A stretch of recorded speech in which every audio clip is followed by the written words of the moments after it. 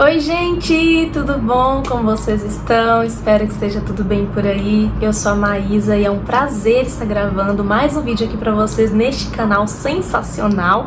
Se você ainda não é inscrito, inscreva-se e ative o sino para vocês não perderem nenhuma novidade. E hoje temos vídeo especial por aqui, é o Dia das Mães, e maternidade é um assunto que rola muito por aqui no canal e hoje nós vamos falar um pouco sobre isso. Eu lembro que no ano passado eu compartilhei um pouco da minha história com a maternidade. E neste ano eu resolvi trazer algumas dicas para você que talvez está muito cansada, desgastada com a maternidade. Eu quero trazer algo para te ajudar, que tem funcionado para mim, tem sido bênção para mim, espero que seja bênção aí para você também. Quando eu paro para conversar sobre maternidade ou ler algo a respeito, uma das coisas que eu vejo que a maior reclamação é o cansaço, né? E é uma verdade, né, gente? Não dá pra negar isso. Cuidar de um bebê que depende 100% ali de você é cansativo e ao mesmo tempo é uma baita de uma responsabilidade. Então, ao mesmo tempo que nos traz um cansaço físico, também nos traz um cansaço mental. A preocupação o tempo inteiro, como que tá a criança? Será que ela tá alimentada? Será que ela tá bem? A preocupação com o mundo, né? Como que você prepara uma criança pra lidar com este mundo, pra ser um adulto? Gente, é muita responsabilidade. E uma das coisas que eu percebo que muitas vezes trazem cansaço pra gente é o controle. A gente querer ter o controle o tempo inteiro. É o medo de deixar outra pessoa cuidar, de você achar que aquela pessoa não vai fazer como você faz. Principalmente com os pais. Eles têm o jeito deles. E aí vem esse cansaço, porque a gente fica querendo controlar e fica preocupado. Mas, gente, a criança vai sobreviver. Eu lembro uma vez, quando eu ainda não tinha filhos, não sei nem se eu era casada. E eu lembro uma mãe falando comigo, assim, que quando o filho dela tava com o pai, que toda hora ela ficava ligando, toda hora, pra saber se a criança tava bem. E aí, eu não tinha filhos na época e fiquei pensando, meu Deus, isso é muito desgastante. Você ficar o tempo inteiro ligando, querendo saber se a criança tá bem, se a criança tá viva. Mas aí, quando eu virei mãe, eu continuei com o mesmo pensamento. Quando eu deixo a minha filha com meu marido, eu não fico toda hora perguntando, ligando. E aí, tá bem? Comeu? Tá viva? Porque eu tenho que deixar ele também se virar com ela, gente. Eu tenho que deixar ele ter autonomia, ele cuidar dela também, mesmo fazendo do jeito dele. A gente precisa ter mais leveza para os nossos dias, porque senão vai ser muito desgastante. Porque imagina, geralmente as mulheres que têm filhos, elas também trabalham fora de casa, uma grande parte delas. Aí imagina você ter que se preocupar com os filhos, com o marido, com a casa, com o serviço. É muita coisa pra gente ter que lidar. Então, se a gente não tiver um pouco de leveza, se querer controlar tudo, ter tudo sob controle, vai ser muito cansativo, muito desgastante. Mas então, falando um pouco sobre cansaço, sobre ter uma vida mais leve na maternidade, vamos para as dicas do vídeo de hoje. A primeira coisa, a primeira dica que eu poderia te passar, e sendo ela a mais importante, é: construa um relacionamento com o Senhor. Tem uma palavra lá em Mateus, no capítulo 11, verso 28, que Jesus disse assim: "Vinde a mim todos os que estão cansados e sobrecarregados, e eu vos aliviarei. Eu lhes darei descanso. Tome sobre vocês o meu jugo, o meu fardo, que é leve, é suave." Então sim, um relacionamento com Cristo vai te trazer mais leveza. Não vou dizer pra você que você nunca vai ter medo, que você nunca vai ter insegurança, mas quando a gente tá com Ele, as coisas são diferentes. Porque nós temos a presença do Espírito Santo que rapidamente nos consola. Ele está ao lado, Ele está perto de nós. E Ele vai nos direcionando com relação a algumas preocupações. Eu vou compartilhar com vocês uma vez uma experiência que eu tive com o Senhor. A minha filha era bebezinha, eu deixei ela dormindo lá no quarto dela e fui tomar um banho. Deixei ela dormindo no chão, do colchão. Enquanto eu tava tomando banho, lavando meu cabelo, a moça que me ajudava, que trabalhava lá em casa, ela tinha chegado, mas eu não vi que ela tinha chegado.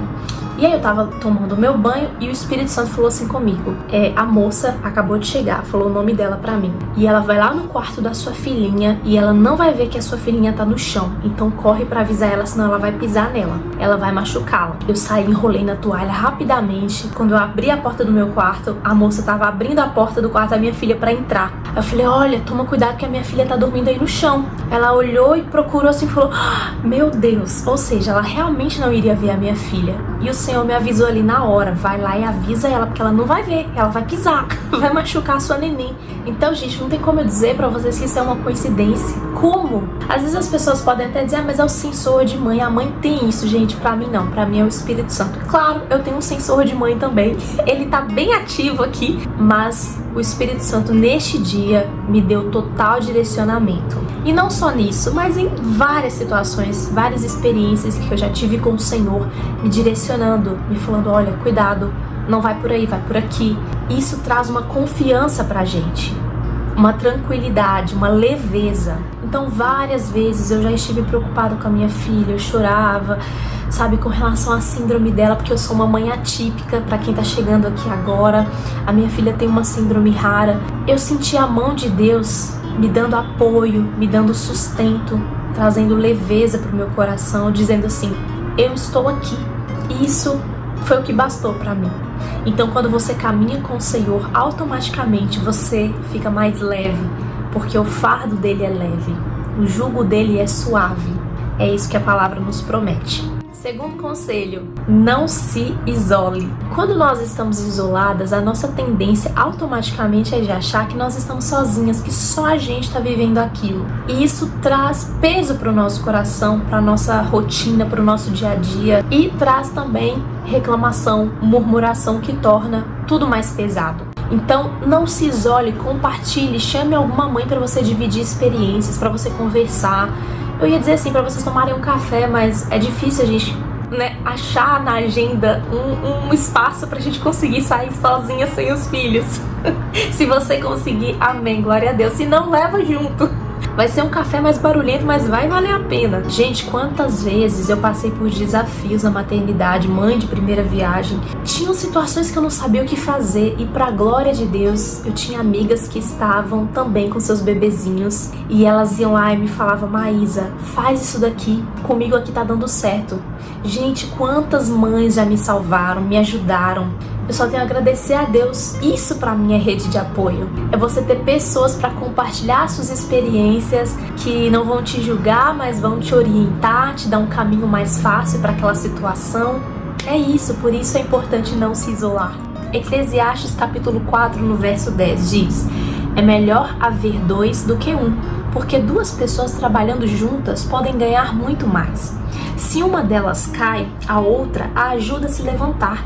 Mas se alguém está sozinho e cai, fica em má situação porque não tem ninguém que o ajude a se levantar. É muito bom a gente ter pessoas para dividir as nossas angústias, os nossos problemas, mas eu acho importante ter as pessoas certas, porque dependendo da pessoa, ela vai te trazer mais problema ainda. Então não tenha medo de compartilhar, de se abrir. Às vezes eu percebo que lá nos meus stories no Instagram, às vezes eu compartilho alguma coisa que eu tô vivendo com a minha maternidade, e sempre aparece uma mãe pra me dar uma dica, um conselho. Maísa, compra tal bico de mamadeira. Maísa, compra esse remédio que pode te ajudar. Maísa, faz assim.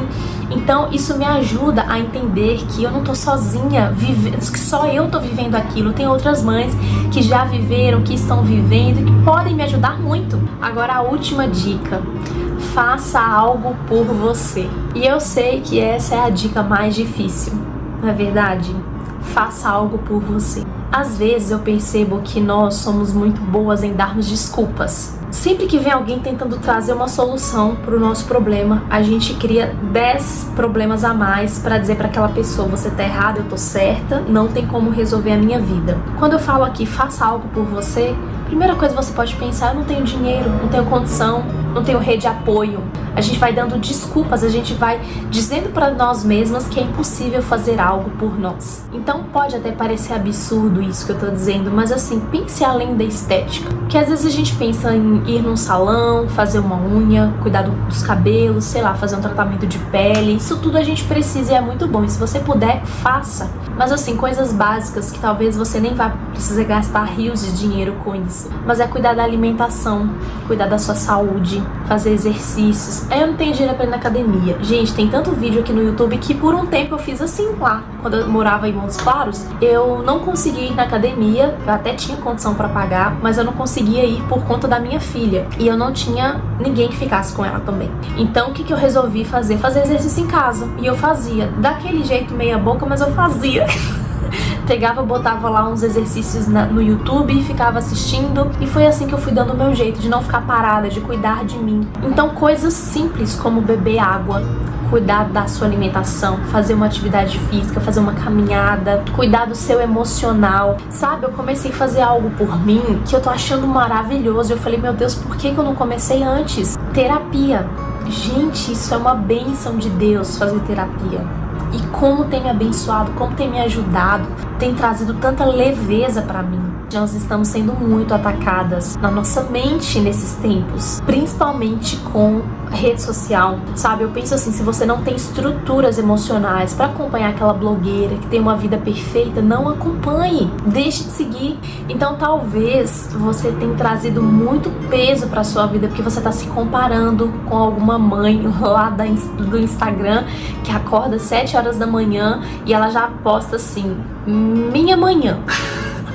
Já foi na academia, já fez a lancheira do filho, já tá com café na mesa, tudo pronto, mesa posta, já fez a skincare, tá pleníssima, toma aquele café da manhã super saudável, e aí você fica assim, meu Deus, eu não dei conta nem de dormir direito essa noite, eu tô cheia de olheira aqui, eu tô toda descabelada.